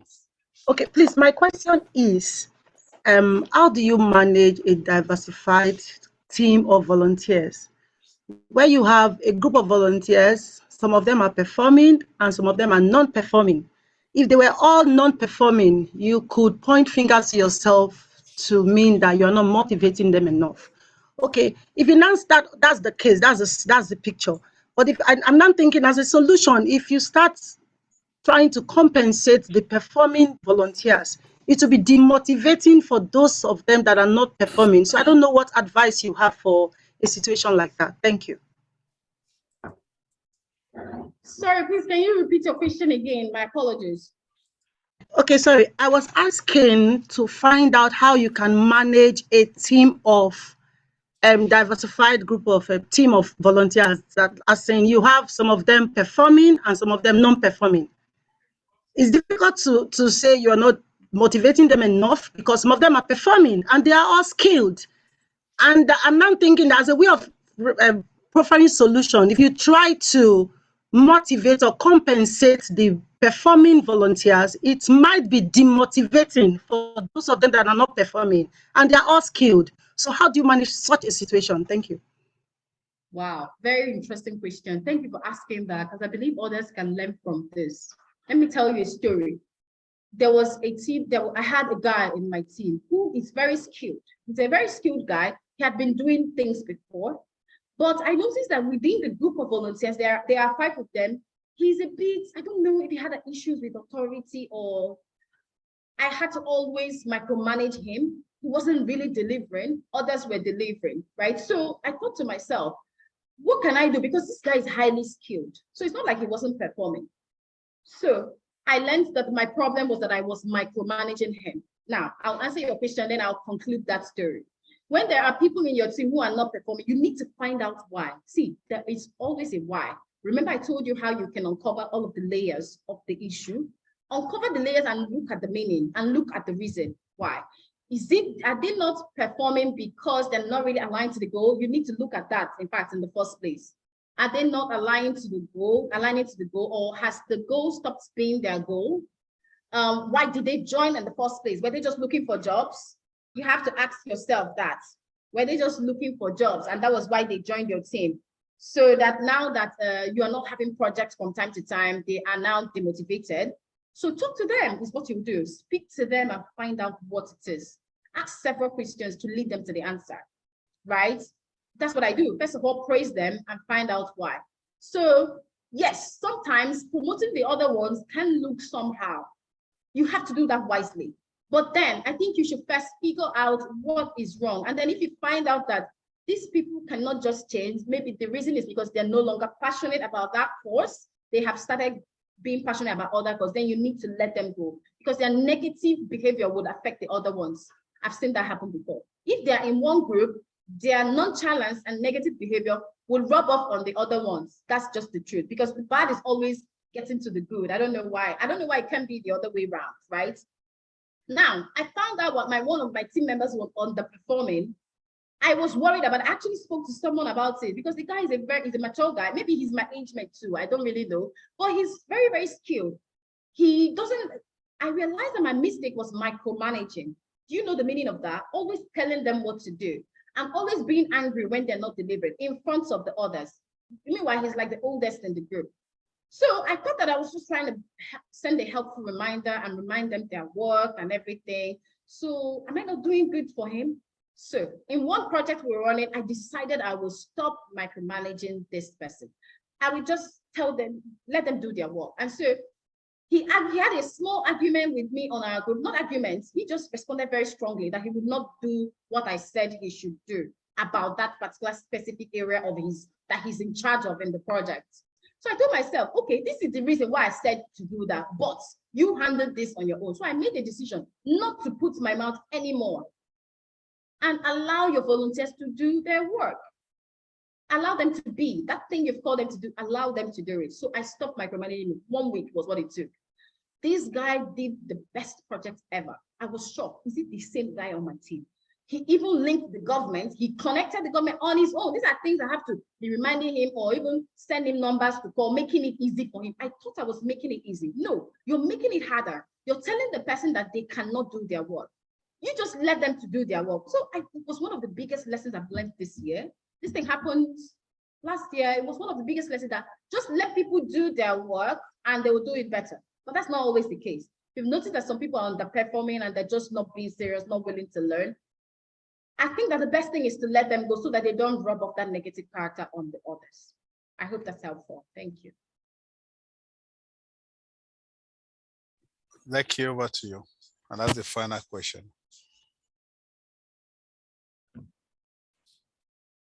Yeah, thank you very much for your incisive.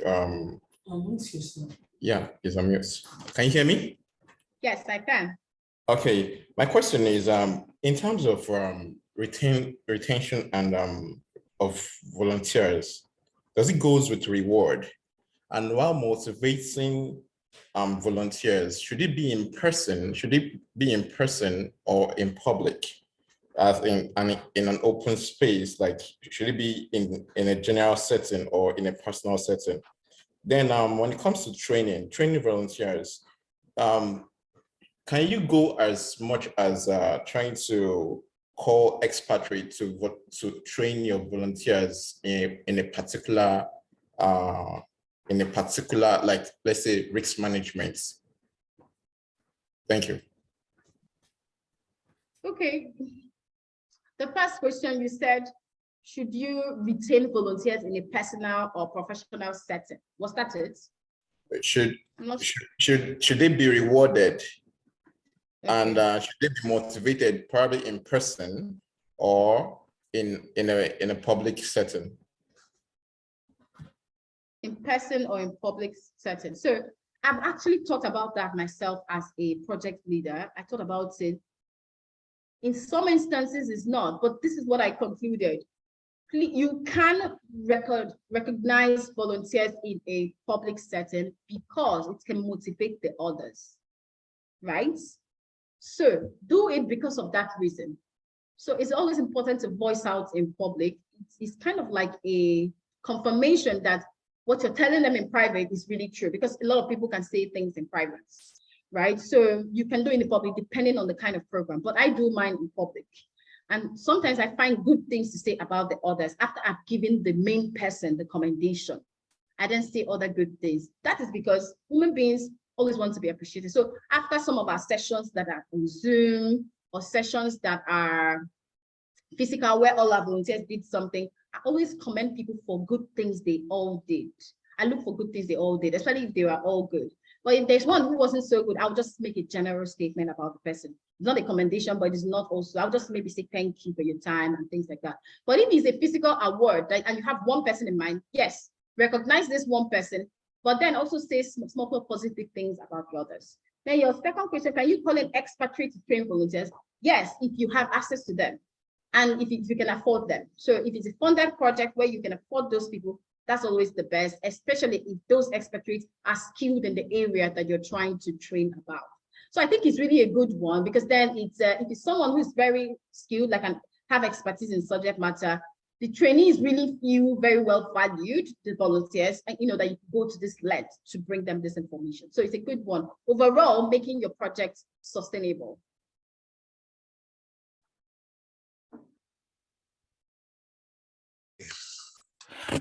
All right, please, can you just go there and unmute yourself?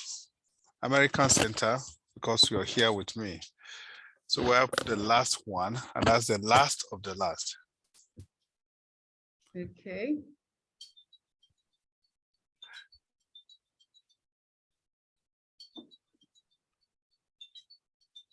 You have not unmute. Yes, it is.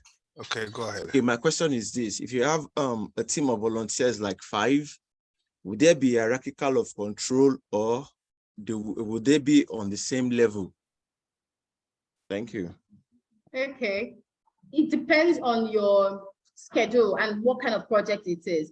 So it's always important, you see, it's important for you to see your volunteers as one, no hierarchy. But of course, that cannot really be avoided. There are always people who you give a higher role because of their experiences and because of what they bring to the table, or because you trust them more. So in my team, I also have that. There are definitely people who have higher roles than the other because they have the capacity. And there's a person in my volunteer team who is just a project assistant. And he's a guy who's also trying to train him as well. Yes, so there is that. You just need to learn how to manage that so there aren't clashes. It has worked well for me because our program is online. And then we do have physical projects like the solar ones, but all of them are not there at the same time. I have this representative in different states. So I just have the states, the person, the volunteer who is in one state, even though he's a project assistant of all of our projects, he would just be the one in charge there. The one in another state will be in charge there. So there are roles, there are higher roles, but we manage it well. Thank you. Very, very, very, very much. Okay, thank you very much. Thank you for everyone who has been able to participate in today's event. We are indeed very grateful. Glory, I believe people have benefited a lot.